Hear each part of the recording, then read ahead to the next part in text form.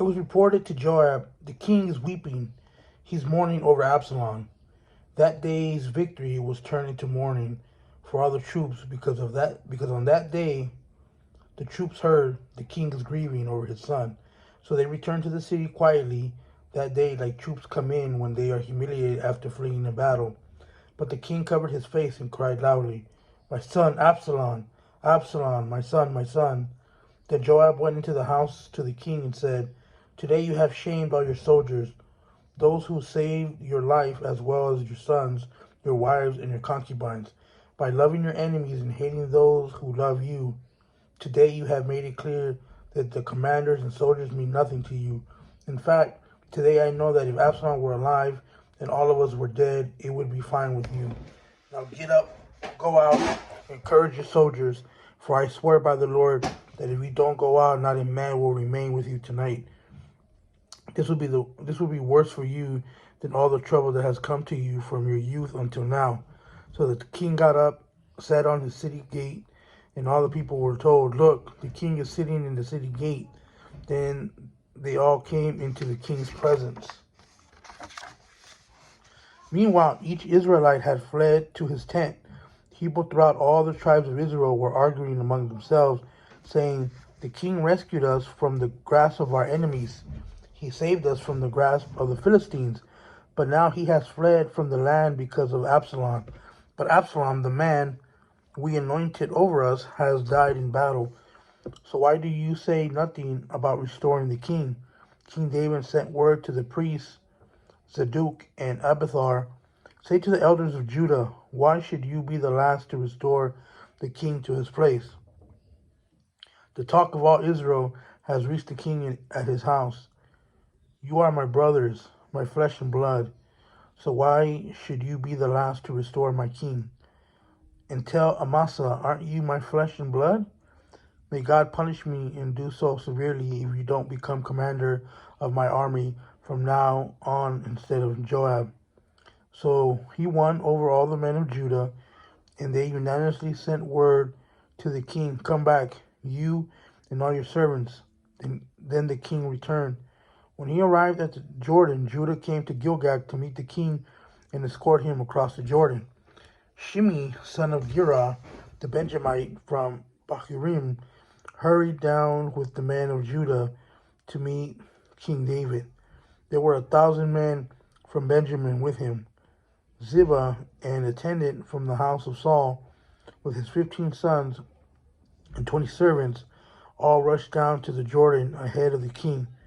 They forded the Jordan to bring the king's household across and do whatever the king desired. When Shimei, son of Gera, crossed the Jordan, he fell face down before the king and said to him, "My lord, don't hold me guilty, and don't remember your servant's wrongdoing on the day my lord the king left Jerusalem. May the king not take it to heart, for your servant knows that I have sinned. But look, today I am the first one of the entire house of Joseph to come down to meet my lord the king. Abishai, son of Zeruiah, as shouldn't Shimei be put to death for this, because he cursed the Lord's anointed?" David answered, "Sons of Zeruiah, do we agree on anything? Have you become my adversary today? Should any man be killed in Israel today? Am I not aware that today I am king over Israel?" So the king said to Shimei, "You will not die." Then the king gave him an oath. Mephibosheth, Saul's grandson, also went down to meet the king. He had not taken care of his feet, trimmed his mustache, or washed his clothes from the day the king left until the day he returned safely. When he came from Jerusalem to meet the king asked him, "Mephibosheth, why didn't you come with me?" "My lord, the king," he replied, "my servant Ziba betrayed me. Actually, your servant said, 'I'll saddle the donkey for myself so that I may ride it and go with the king, for your servant is lame.'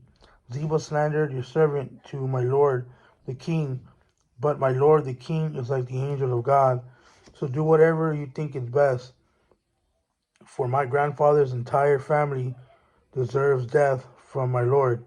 The king, but you set your servants among those who eat at your table. So what further right do I have to keep on making appeals to the king? The king said to him, Why keep on speaking about these matters of yours? I hereby declare you and Ziba are divided in land. Mephibosheth said to the king, Instead, since my lord the king has come to this palace safely, let Ziba take it all. Barzillai the Gilead had come down from Rohailim and accompanied the king to the Jordan River to see him off at the Jordan. Barzillai was a very old man, 80 years old, and since he was a very wealthy man, he had provided for the needs of the king. While he stayed in Mahanaim, the king said to Barzillai, Cross over with me, and I'll provide for you at my side in Jerusalem. Barzillai replied to the king, How many years of my life are left that I should go up to Jerusalem with the king? I'm now 80 years old. Can I discern what is pleasant and what is not? Can your servant taste what he eats or drinks? Can I still hear the voice of male and female singers? Why should your servant be an added burden to my lord the king, since your servant is only going with the king a little way across the Jordan? Why should the king repay me with such a reward? Please let your servant return so that I may die in my own city, near the tomb of my father and mother. But here is your servant Shiham. Let him cross over with my lord to the king. Do for him what seems good to you. The king replied, Chimham will cross over with me, and I will do for him what seems good to you, and whatever you desire from me I will do for you. So all the people crossed the Jordan, and then the king crossed. The king kissed Barzillai and blessed him, and Barzillai returned to his home. The king went on to Gilgal, and Chimham went with him. All the troops of Judah and half of Israel escorted the king. Suddenly all the men of Israel came to the king. They asked him, Why did our brothers, the men of Judah, take you away secretly and transport the king and his household across the Jordan along with all of David's men? All the men of Judah responded to the men of Israel, Because the king is our relative. Why does this make you angry? Have we ever eaten anything of the king's or been honored at all? The men of Israel answered the men of Judah, We have 10 shares in the king, so we have a greater claim to David than you. Why then do you despise us? Weren't we the first to speak of restoring our king? But the words of the men of Judah were harsher than those of the men of Israel.